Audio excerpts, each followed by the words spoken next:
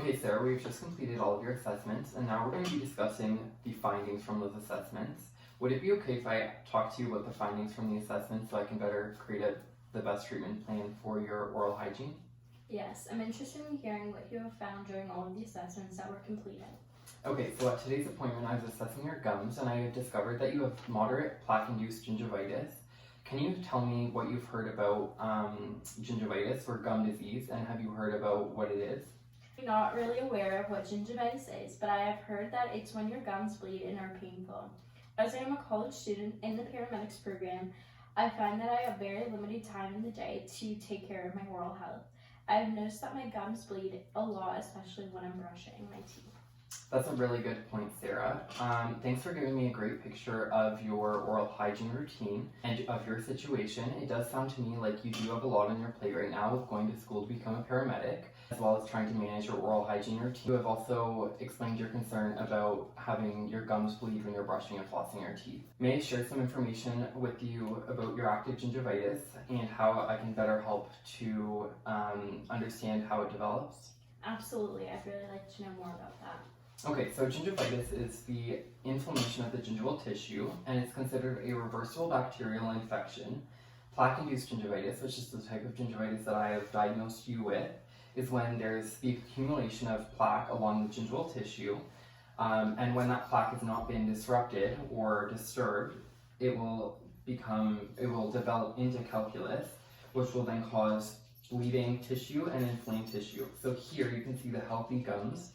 So it's free from inflammation, and it is a nice coral pink color. And then in this picture here, where we have our active gingivitis, you can see the tissue is a brighter pink color, and there's more inflammation, which would be a sign that there is some plaque accumulation under the gum line that would need to be disrupted. When we completed your self-care assessment, I had determined and calculated your plaque-free score to be about 60%. And a plaque-free score, when it's above 61.5%, that would be considered ideal.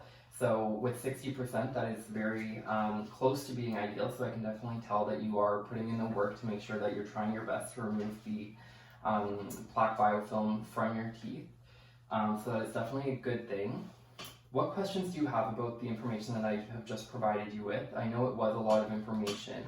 And I would be happy to clarify any misunderstandings that you might have about your active gingivitis. I wasn't aware that plaque was building up in my teeth. What can I do to make sure it doesn't get any worse? Well, Sarah, in order for you to completely understand your active gingivitis, I do need to make sure that you are aware of what causes the gingivitis. So as we had talked about, the plaque accumulation on your teeth does definitely play a factor into causing your gingivitis, as well as your history of cannabis use, and as well as your hormonal elevations that are caused by the birth control you take are all important factors in causing your active gingivitis. I didn't realize that it was that serious. I know I need to floss more because I'm concerned with the appearance of my teeth and gums. Can you give me some strategies to help make my gums look better? Well, it absolutely sounds like you are working hard to do your best with your oral hygiene routine, and there are absolutely a few things that I can do to help create an oral environment that helps to promote healthy and optimal oral hygiene. I will be giving you a cleaning today, which will help to remove the plaque biofilm from the surface of the teeth, as well as I will be introducing you to a few different techniques, such as brushing and the use of intradental brushes, which again will help to improve your oral hygiene care. That sounds great. Would it be okay if I showed you a new toothbrushing technique? I'd really like to learn more about how to properly brush my teeth.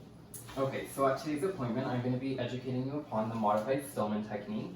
So with the modified Stillman technique, this technique would be used especially for individuals who do have gum recession, which is a concern that you did bring to my attention at today's appointment.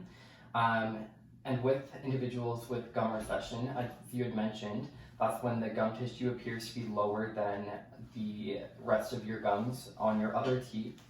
And this gum recession could be an indication that your current oral hygiene habits, such as you had mentioned the scrub method that you use when you're brushing your teeth, can cause wear and recession of your gingival tissue, as well as the oral piercing can also have an effect on your gingival tissue, such that it can irritate the gingival tissue and cause it to recede.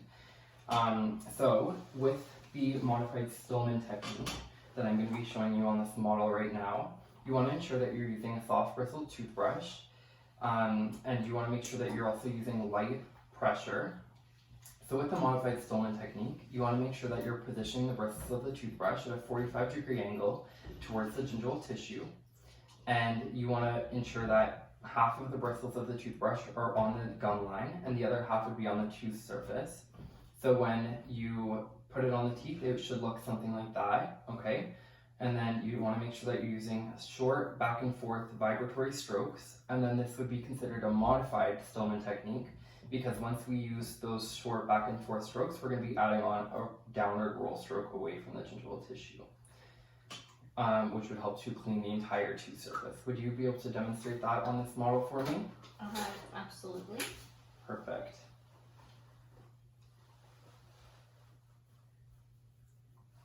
That looks great.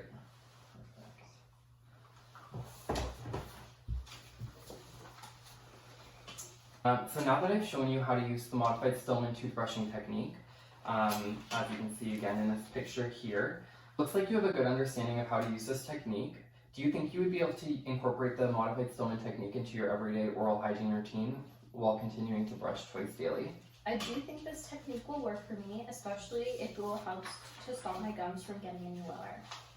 Okay, that's great, Sarah. Now that we've talked about your active gingivitis and I've introduced some new techniques for you to use in your everyday oral hygiene routine, such as the modified Stolman toothbrushing technique, it sounds like you will be able to better understand how to eliminate the causing factors of your gingivitis, as well as how to use the modified Stolman toothbrushing technique to reduce your the bleeding of your gingival tissue when you're brushing and flossing, as well as to eliminate some of the inflammation of your gingival tissue. Do you have any other questions regarding the information that I've provided with you at today's appointment? I don't think so. Okay, so at your next appointment, I will be reviewing the gingivitis process again, and I will also be evaluating your technique with how you use the modified Stolman toothbrushing technique and make any modifications that might be needed to better help incorporate that routine into your daily oral hygiene care. And then I will also be giving you a cleaning on sextant 3, 4, and 5, which again will help to remove any of the plaque biofilm on the surface of the teeth. And that will also help to create that oral environment that promotes gingival health to eliminate your active gingivitis.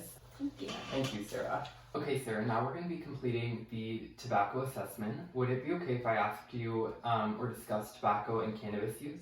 Yes. I just wanted to ask you whether you currently smoke or use any form of tobacco products. I do not smoke cigarettes or use tobacco products, but I do smoke marijuana. Would that be important for you to know? Yes, Sarah, marijuana is definitely something that you do want to make sure that you're always talking to your dental professional about.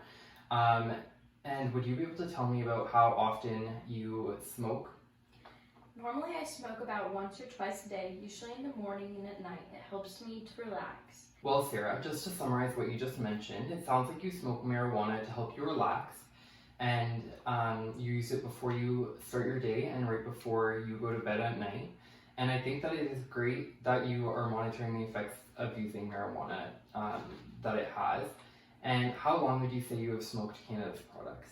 I've been smoking marijuana for about 2 years. I think I was in grade 10. Okay, Sarah, thank you for providing me with this information. As your student dental hygienist, I must tell you that the best thing that you can do for your health and for your teeth and your gums would be to quit smoking and using cannabis products.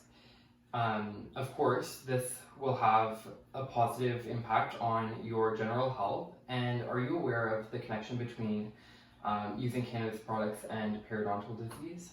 No, actually I'm not aware of the connection between smoking and periodontal disease, but I am sure that it could have an impact on my oral health. Okay, have you ever been shown how to complete or perform a oral cancer cell screen? No, I actually haven't, but I do check my mouth every few weeks to ensure that nothing looks different. Okay, so I'm actually really glad that you are taking the time to check your oral cavity for any changes. It is very important to make sure that you know what is going on within your oral cavity. Are you interested in getting any assistance or a referral to help you quit smoking? No, not at this point. I'm not interested in quitting. I know that you have mentioned that you're not interested in quitting at this time, but on a scale of 1 to 10, with 1 being the lowest and 10 being the highest, how likely are you to quitting at this time? I would say 3.